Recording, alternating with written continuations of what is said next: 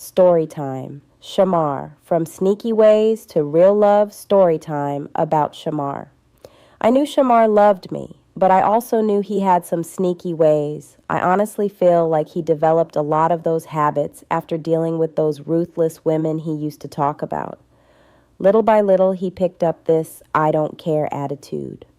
And the part that scared me was I could feel myself starting to develop one too. Even with all that, Shammar was always attentive to me. He would ask, "You all right? Can I get you something? You need anything?" If he left, he'd come back checking on me, making sure I was okay. No matter how messy things got, he had a way of circling back into my life. While we were separated, I bought a house. A nice house, big, open, peaceful. And even though I bought it, I never moved in. One day I told Shammar, "Let me go show you the house. I never showed you the new place." We pulled up, walked through it, and he loved it.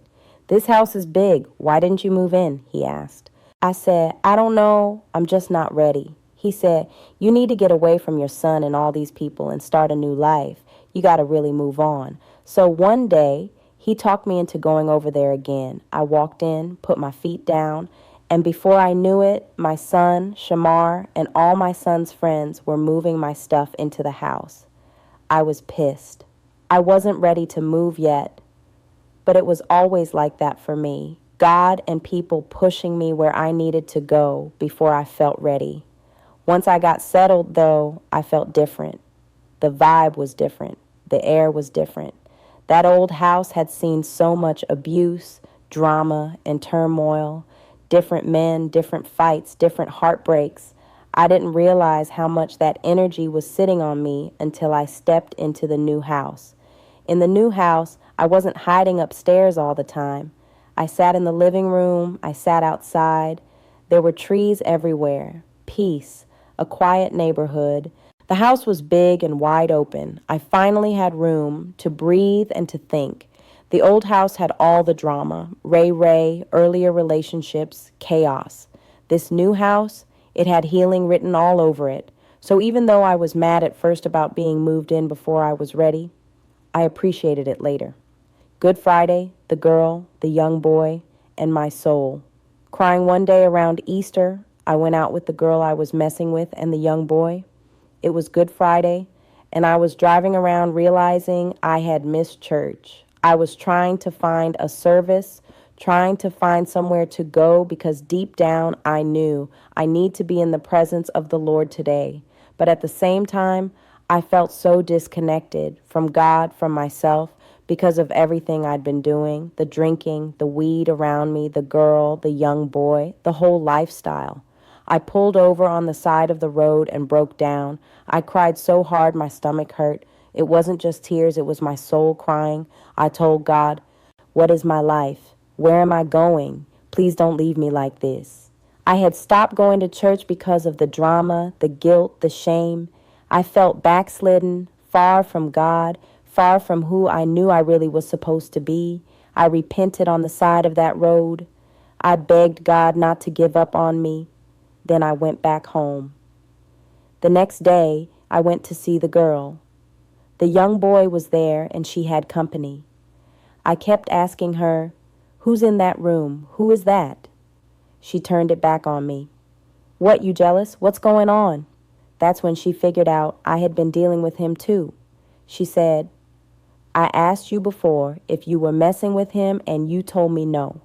You so worried about what he doing in that room. That namas gay. I heard him having gay sex. I swear that namas is gay." I didn't want to believe her. Something in me was like, she's lying, but another part of me was like, you knew something was off. The pull back to Shammar. Around that time, Shammar started coming back around again. He kept calling me, "Come home. Where you at? You said you were staying, now you leaving?" The girl was mad when I left. She basically said, "When my girl gets here, I'm done with you anyway. I'm taking my girl back." The young boy and I were still talking. I told him the girl had given me head, and it was whack. He laughed. He said his wasn't all that either, but I didn't tell him that. Both of them were whack in that department, honestly. They both eventually found out about each other. She knew I took him out. He knew I was messing with her. Everybody was entangled. I went back home and started really reconnecting with Shammar. He had started driving Uber. One day he saw me out with a young boy. He tried to play it cool. I don't care. Young boy, old boy, I don't care. But you could tell he cared.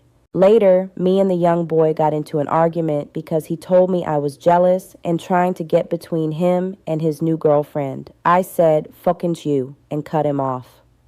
The confrontation at the rooming house.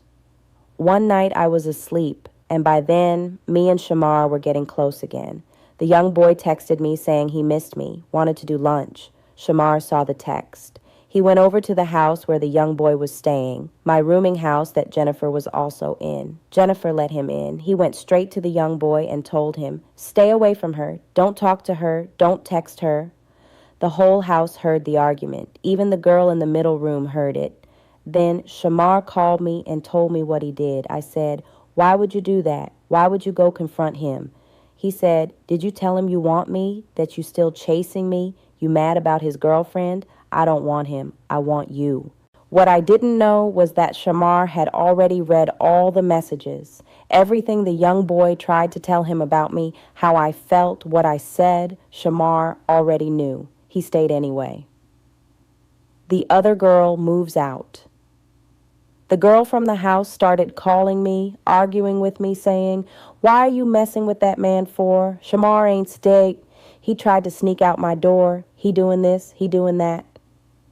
We went back and forth over the phone. Then she finally said, "I'm moving." I said, "Okay." We didn't speak for a couple weeks. Then in the third week, she called me. We made up, went to get something to eat, and she moved out. She told me, "You were never going to be with me anyway. I was just supposed to be a special person in your life." But my feelings got involved. She admitted she always knew me and Shammar were going to end up together. After that, she kept calling me, inviting me to her new place, telling me to come down. She's cooking. She got this and that. I liked the house, but I never went. We drifted apart. Honestly, that was for the best. Court with Ray and the pandemic, bond with Shammar.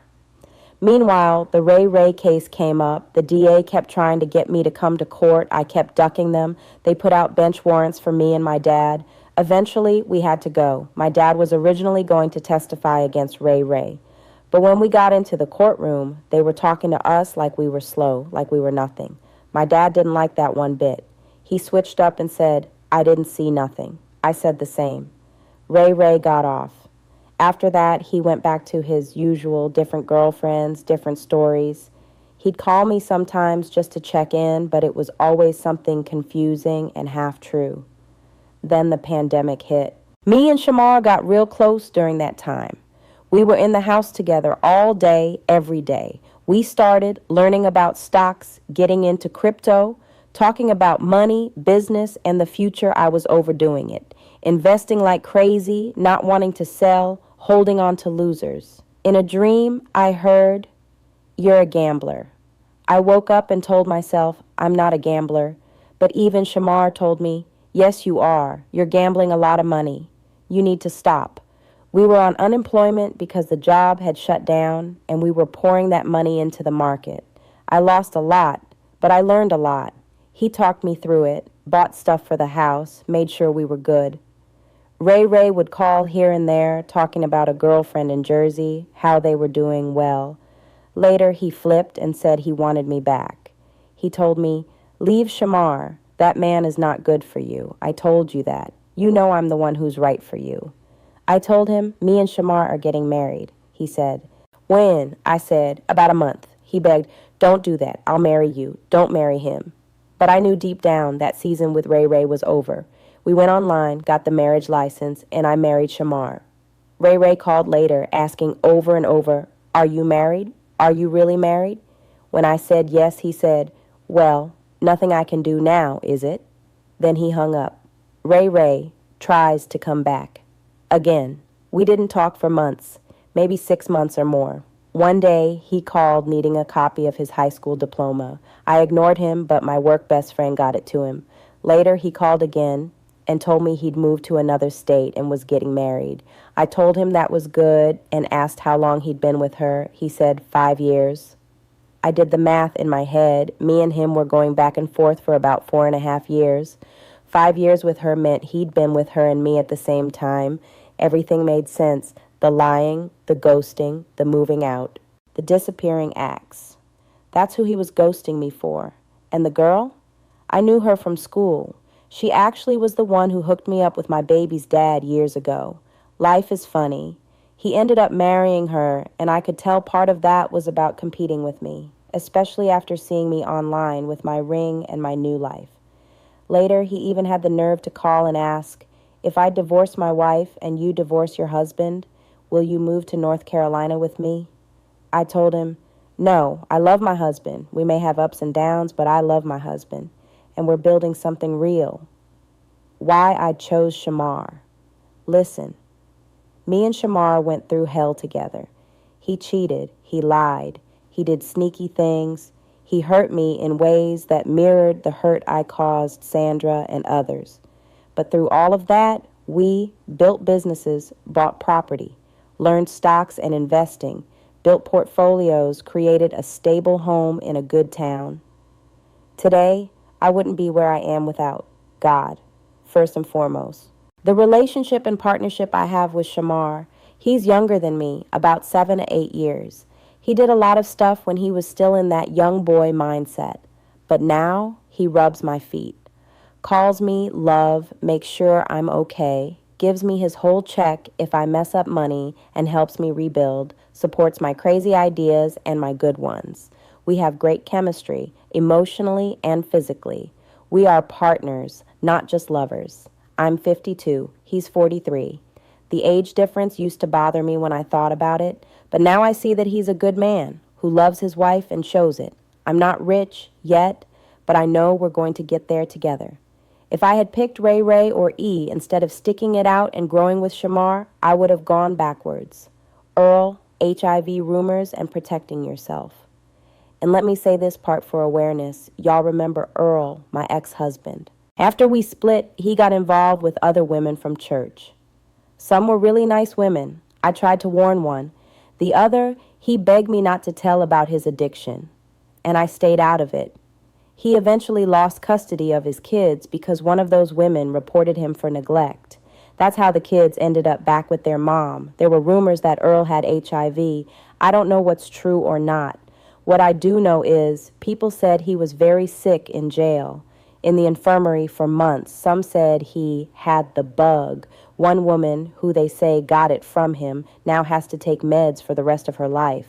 While all this was being said, people would look at me like, you must have it too. But I never did. And that's because I always use condoms. Always. I never took that condom off with these men. Not Earl, not Ray Ray, not any of them. I want to tell you this from my heart. Do not risk your life for these men. You don't know who's secretly using drugs. You don't know who's secretly living a double life. You don't know who's sick and not saying anything. You have one life. Protect it. I have been through hell in relationships, but one thing I thank God for is that He gave me enough sense to protect my body, even when I wasn't protecting my heart.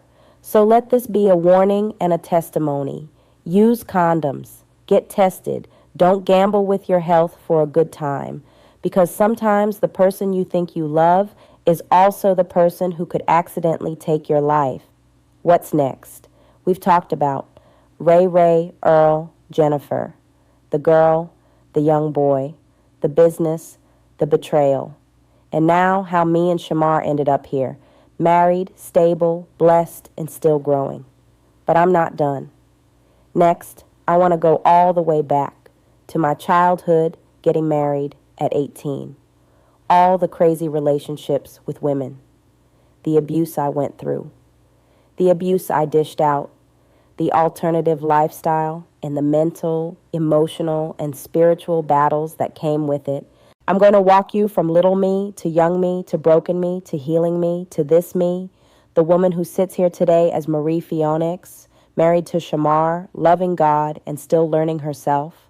And after that, me and Shammar will sit down together and do podcasts telling both sides. Stay tuned. You don't want to miss it.